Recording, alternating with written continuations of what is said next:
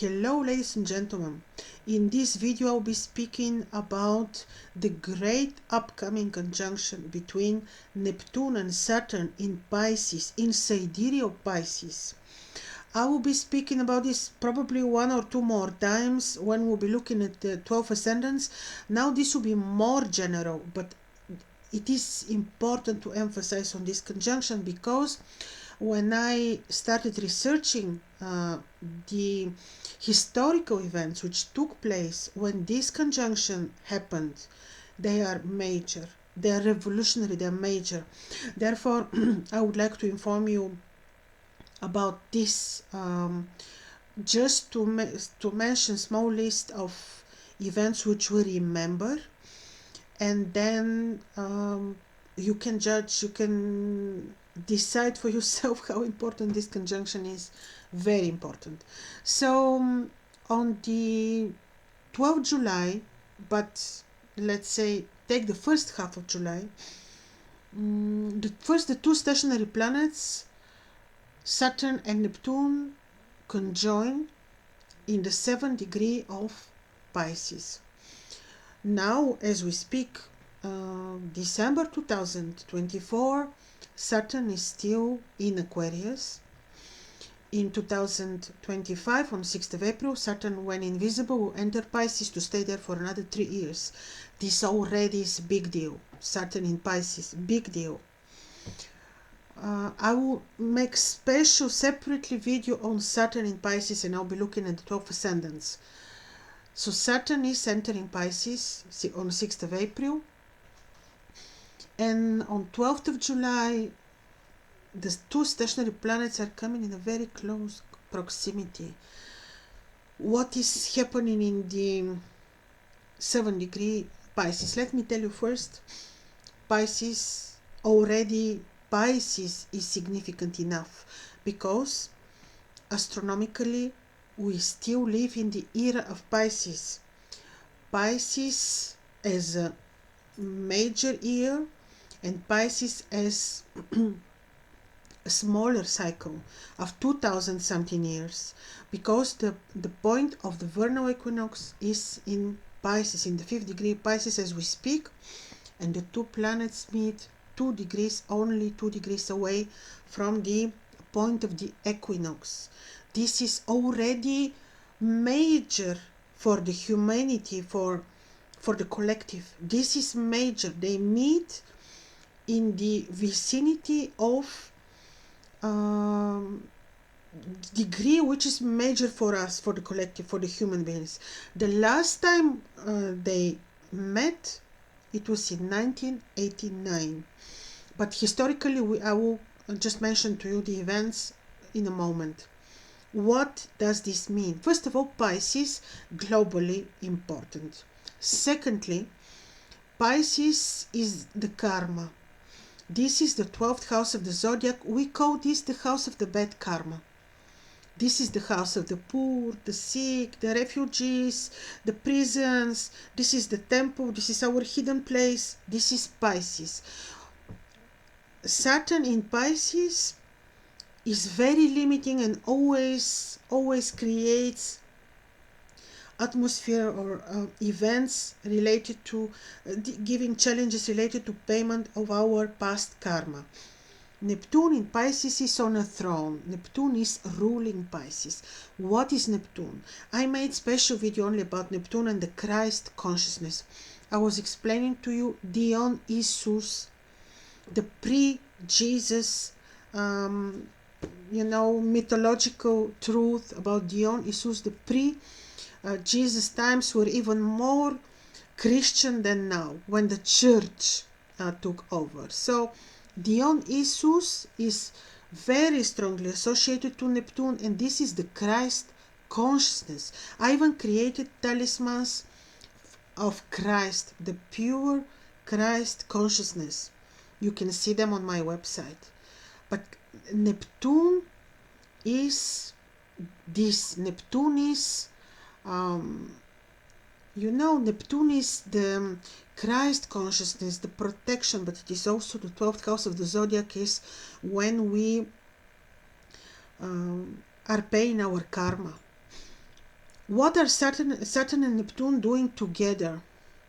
I believe that who is in having higher hierarchy? It is Neptune, because Neptune is also higher in the celestial sphere, in the celestial hierarchy. He's higher in his position. The higher they are, the higher the hierarchy, the higher their word, the higher their power. So Neptune is higher, and Neptune also is on a throne. So he's the boss. Saturn is coming in Pisces and is telling him, see, it's a judgment day. Some karma needs to be paid. We need to impose some limits. And actually, this is, like I said, very global, very much about all of us.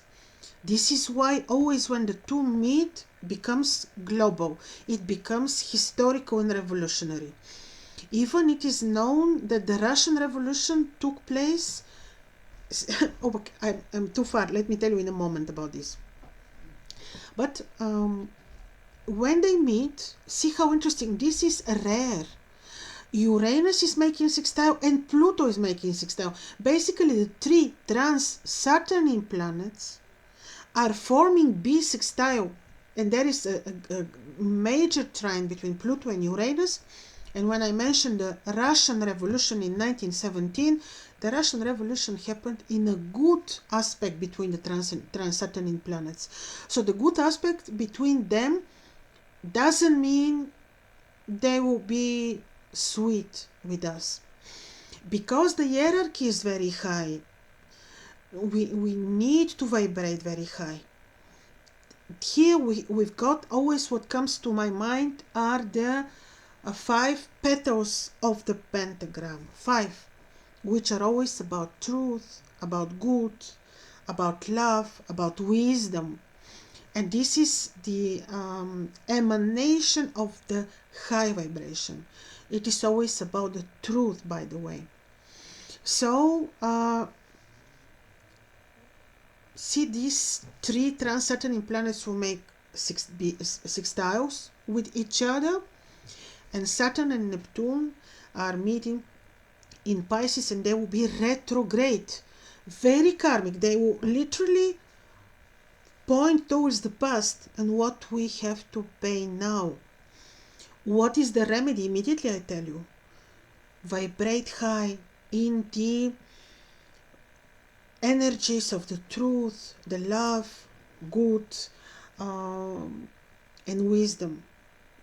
We really, there is no way that we harm others, and this will be forgiven, and we will be able to go through this easily. No, the only remedy is to be very decent, not to deviate from morals, from truth, and to apply the universal laws of love. This is not cliche. I don't like cliches, but sometimes they are so true, you know. So, Saturn and Neptune meet in Pisces. Before that, each one of them separately will meet Rahu. Rahu is the head of the dragon. Neptune can be in control of Rahu with his philosophical, ideological love, patience. But Saturn with Rahu are explosive. Saturn and Rahu together are explosive. Saturn and Rahu, and this is like preparation of what is coming. So in July, Saturn and Neptune meet. Revolutionary for sure.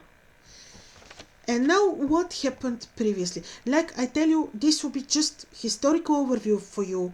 There will be another one video with very detailed analysis on the 12 ascendants, but just to tell you what is coming. So the last conjunction between the two happened in 1989. They conjunct in 1989 in Sidereal Sagittarius. both of them peregrine in Sagittarius, and still in 1989 Berlin Wall fell. What to tell you? And Uranus was expecting again. Before that, 1952, last degrees of Virgo, Sidereal Virgo, they met. Saturn had a little bit more powers then. Neptune was totally peregrine in Virgo. And Putin was born at that time. Also, the polio epidemic, or another pandemic maybe, the Great Smoke, and the Great Smoke in London. I don't know about this. I just found it as most important event in 1952. Pollutions of chemicals, air and ocean. This is because Pisces was involved in this conjunction. Before that, in 1917, in Cancer, Russian Revolution, and America is entering World War I. 1917, you see, such a revolutionary event. Then the one before, again conjunction, but this time in Aries, 1982, a war between the Great Britain and Egypt. What else in 19... yeah.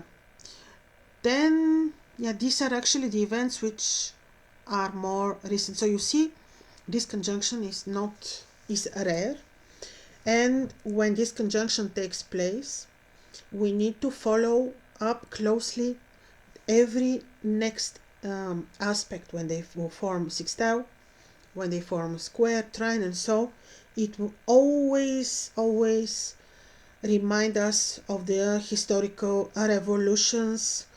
And so 2025 will be critical, especially after the summer, especially after July, because these two are meeting. And like I told you, the Russian Revolution took place on Saturn Neptune conjunction, but also there was a good aspect between involving Uranus, like now sextile, and the sextile of Uranus is not always easy.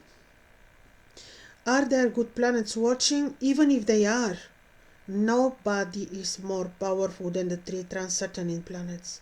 Even if Jupiter is, let's say, at that time in exalted and makes trine, and he's not. He can soften a little bit the situation, but he cannot change the inevitable. Whether we can make something to soften this, I don't know. This is karma which we pay from the past, so we need to accept, we need to stick to very high moral values, and